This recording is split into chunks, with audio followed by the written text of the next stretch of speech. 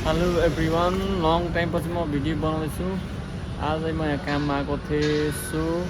अब काम अफिस बन्द गरेर घरतिर लागियो। यता ड्राइभिङ गर्दै हुनुहुन्छ।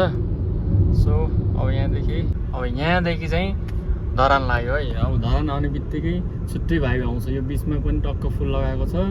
धरान सुरु भयोदेखि चट्ट यो पुल पारी चाहिँ धरान सुरु।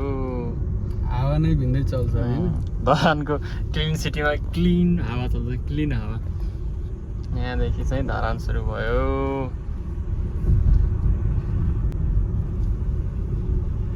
धरान तर रमाइलो ठाउँ छ। एनिवे पहिला सुरुमा आउँदा मलाई कति नि मन परेको थिएन। अहिले चाहिँ राम्रै लाग्छ धरान। अन्त त यहीँको मान्छे फेरि के भन्नै हुन्न धरानको बारेमा। मेरो लागि त स्वर्ग।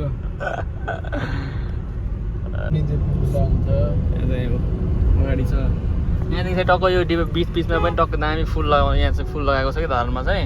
इटरतिर छैन त्यस्तो व्यवस्था गरेको। यहाँ चाहिँ अर्को सामान चाहिँ राम्रै गर्नु भएको छ, त्यस्तो नराम्रो पनि छैन।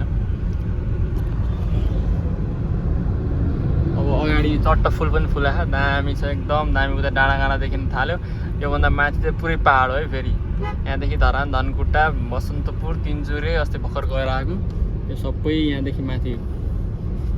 तेह्रथुम भने त त्यो झरनाहरूको सबभन्दा बढी झरना त माथि भेटारबाटै पनि सुरु हुन्छ। नमस्ते झरना त छ कि, तर तेह्रथुम भने त झरनाहरूको सबैभन्दा बढी झरना भएको ठाउँ होइन। हाम्रो होला विश्वकर्माको मन्दिर दामी छ। यहाँ पनि अब मान्छे ओभर भिड हुन्छन्। अब यहाँदेखि चाहिँ धरान सुरु भयो, के अरे बजार सुरु भयो।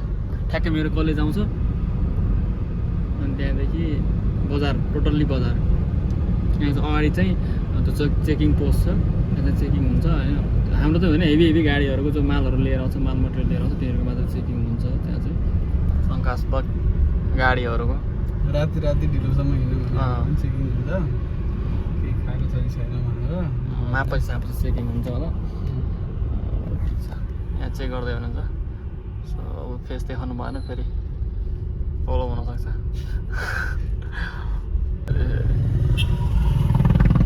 यो चाहिँ college, Purwanchal college ERC, highway ERC.